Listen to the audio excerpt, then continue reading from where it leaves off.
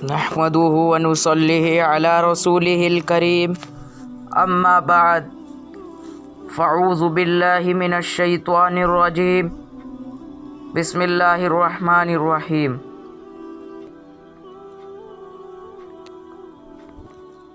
میرے پیارے بھائیوں، ہم اس دنیا میں آئے،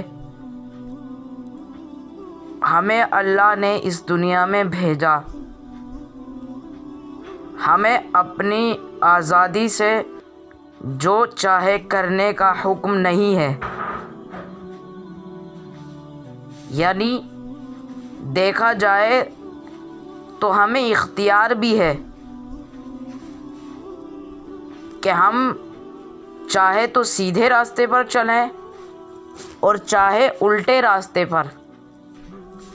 یہ اللہ نے ہمیں اختیار دیا، لیکن اختیار دے کر یہ نہیں کہا کہ ہم جو چاہیں کر لیں، یعنی جو چاہیں کر لیں۔ یہ تو اختیار دیا ہے، لیکن اس پر ہمیں کیا ملنے والا ہے یہ بھی ہمیں اللہ نے بتا دیا۔ یعنی اللہ نے ہمیں یہ بھی بتا دیا کہ اگر آپ سیدھے راستے پر چلو گے تو آپ کو جنت ملے گی، اور اگر آپ الٹے راستے پر چلو گے تو آپ کو جہنم ملے گی۔ سیدھے راستے سے مراد اللہ کے حکموں کو ماننا، اللہ کی عبادت کرنا، پیارے نبی جناب محمد الرسول اللہ صلی اللہ علیہ وسلم کی سنتوں پر چلنا اور ان کے صحابہ کی سنتوں پر چلنا۔ یہ سیدھا راستہ ہے، نبی کا اور صحابہ کا راستہ یہ سیدھا راستہ ہے۔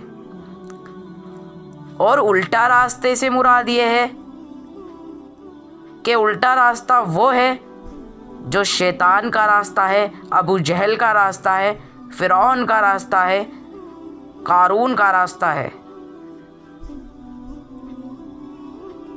تو یہ راستے ہمیشہ ہمیں الٹے ہی راستے پر لے جانے والے راستے ہیں۔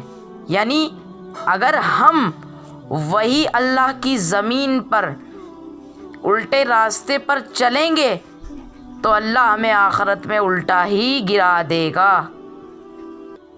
الٹا گرانے سے مراد جہنم ہمارا گھر ہوگا اگر ہم الٹے راستے پر چلیں گے۔ تو اللہ سے دعا ہے کہ اللہ ہم سب کو سیدھے راستے پر چلنے کی توفیق عطا فرمائے۔ تو میں مراد یہ کر رہا تھا کہ ہمیں جو ہے اللہ نے اس دنیا میں بھیجا، کیوں بھیجا؟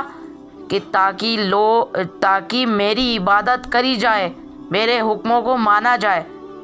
اللہ نے ہمیں اس دنیا میں اپنی عبادت کرنے کے لیے بھیجا۔ تو اب جو ہے انسان کو چاہیے کہ وہ اللہ کی عبادت کرے، اللہ کے حکموں کو مانے، نبی کی سنتوں پر چلے، صحابہ کی سنت پر چلے، انشاءاللہ وہ کامیابی حاصل کرے گا دنیا میں بھی اور آخرت میں بھی۔ تو اب ہمیں کیا کرنا ہے؟ میری بات یہ نہیں کہہ رہی، میری بات سمجھنے کی اور جو ہے میری بات کو سوچیں سمجھیں کہ میں کہنا کیا چاہتا ہوں۔ میں یہ کہنا چاہتا ہوں کہ آپ لوگ اپنی تاریخ کو بھی پڑھیں، قرآن کو پڑھیں۔ دیکھیے قرآن ہمارا ہدایت کا، اللہ نے ہماری ہدایت کے لیے قرآن کو اتارا تاکہ ہم انسان قرآن سے ہدایت لیں اور قرآن سے سبق لیں کہ ہمیں کیسے زندگی گزارنی ہے۔ تو اب جو ہے ہم قرآن کو پڑھیں، قرآن میں دیکھیں کہ اللہ ہم سے کیا کروانا چاہتا ہے، یعنی اللہ ہمیں کیا بنانا چاہتا ہے۔ دیکھیے نبی پر کتنے ظلم ڈھائے گئے، لیکن نبی نے حق کا پیغام دینا نہیں چھوڑا، حق کو ہمیشہ سناتے گئے، بتاتے گئے۔ حق کو ہمارے نبی نے ایسا واضح کیا کہ آج اللہ کے شکر سے مسلمانوں کو نہ پتھر کھانے پڑتے حق بتانے کے لیے، نہ جوتے کھانے پڑتے، نہ پتھر کھانے پڑتے، نہ انہیں جو ہے کسی بھی ایسی مصیبتوں کا سامنا کرنا نہیں پڑتا۔ جو مصیبتیں تھیں ہمارے نبی نے اپنے اوپر لے لی اور اپنی امت کو ان مصیبتوں سے بچا دیا۔ تو میری مراد ہے کہ جیسے ہمارے نبی پہ طائف میں سب سے زیادہ ظلم ہوا، طائف میں جب ہمارے نبی اللہ کی عبادت لے کر گئے، ایک اللہ کی عبادت کے لیے لوگوں کے پاس گئے، تو کتنا ظلم ان پر ڈھایا گیا، کتنا ظلم ان پر ہوا۔ طائف میں اللہ کے نبی پر کسی نے اللہ کے نبی کی بات نہیں مانی ہے، اللہ کے نبی کا پیغام نہیں سنا، تو ان پر ظلم بھی ایسا نبی پہ ڈھایا گیا، لیکن نبی نے کچھ نہیں کہا، جبکہ اللہ نے پہاڑوں کے فرشتے کو آپ کے پاس بھیجا اور کہا کہ جو بستی والے آپ کی بات جنہوں نے نہیں سنی، اگر آپ حکم دیں تو ان دونوں جانب کے پہاڑوں کو آپس میں ملا دیں اور یہ سارے بستی والے اس میں پس جائیں۔ لیکن آپ نے کیا کہا کہ نہیں، یہ مجھے پہچانتے نہیں ورنہ ایسا نہ کرتے، اور مجھے یقین ہے کہ ان کی نسل، ان کے آنے والی اولاد ایمان لائیں گی، اور چنانچہ ایسا ہی ہوا۔ تو ہمارے نبی نے اتنے ظلم سہ کر بھی لوگوں کو کچھ نہیں کہا، اور جو آپ کو گالی بھی دیتا تھا تو آپ اس کو دعا دیتے تھے، اور جو برا بھلا کہتا تھا تو مسکرا کے گزر جاتے تھے۔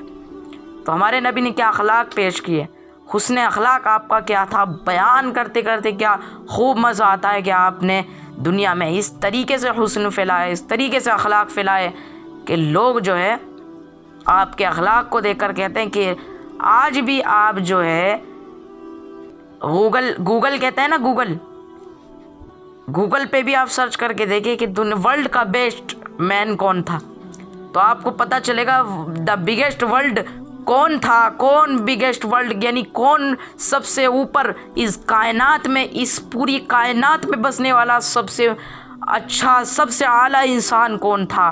اور آج بھی وہ ہمارے نبی، پیارے نبی جناب محمد الرسول اللہ صلی اللہ علیہ وسلم کا نام سب سے اوپر آئے گا، اور چنانچہ ہے بھی یہی، نہ ان کے جیسا کوئی آئے گا، نہ ان کے جیسا تھا، نہ ان کے جیسا کوئی آئے گا۔ کیا اخلاق تھے ان کے۔ تو میں عرض کر رہا تھا کہ اللہ نے ہمیں بھیجا اپنی عبادت کے لیے۔ قرآن مجید میں اللہ نے جگہ جگہ تقوی کا ذکر کیا۔ جو لوگ تقوی اختیار کریں گے اللہ نے ان کو خوشخبریاں سنا دی، اللہ نے ان کو بتا دیا کہ ان کے رزق میں بھی برکت ہوگی جو لوگ تقوی اختیار کریں گے۔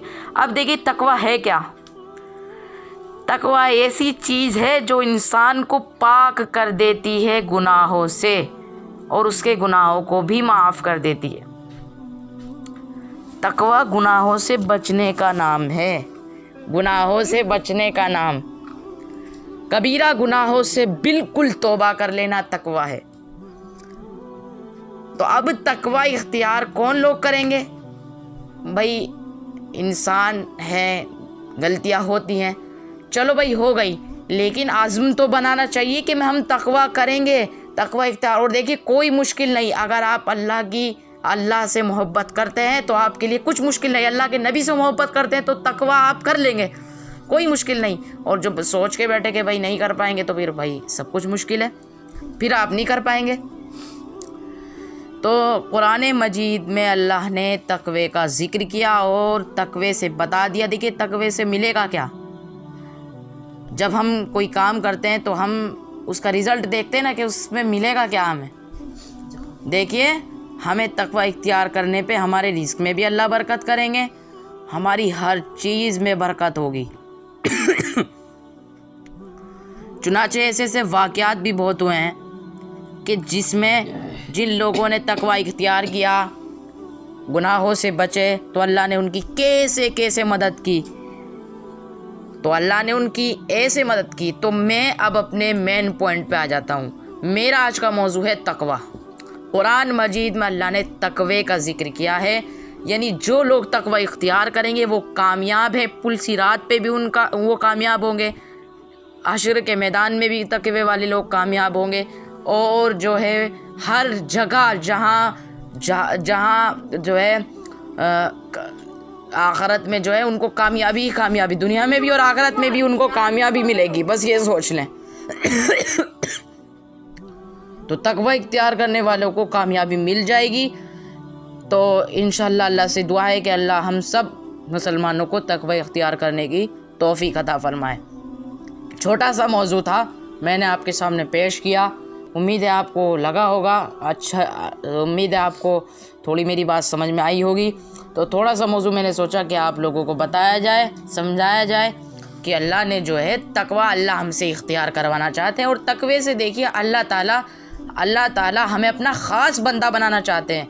جو لوگ تقوی اختیار کرتے ہیں اللہ انہیں اپنا خاص بندہ بنا لیتے ہیں، اللہ ان کو اپنے عرش میں ڈھانک لیتے ہیں، اللہ ان کی مدد کرتے ہیں، جگہ جگہ پر اللہ ان کی مدد کرتے ہیں جو لوگ اللہ کی بات مانتے ہیں اور تقوی اختیار کرتے ہیں۔ تو اللہ سے دعا ہے اللہ ہم سب کو تقوی اختیار کرنے کی توفیق عطا فرمائے۔ وآخر الدعوانا ان الحمد للہ رب العالمین۔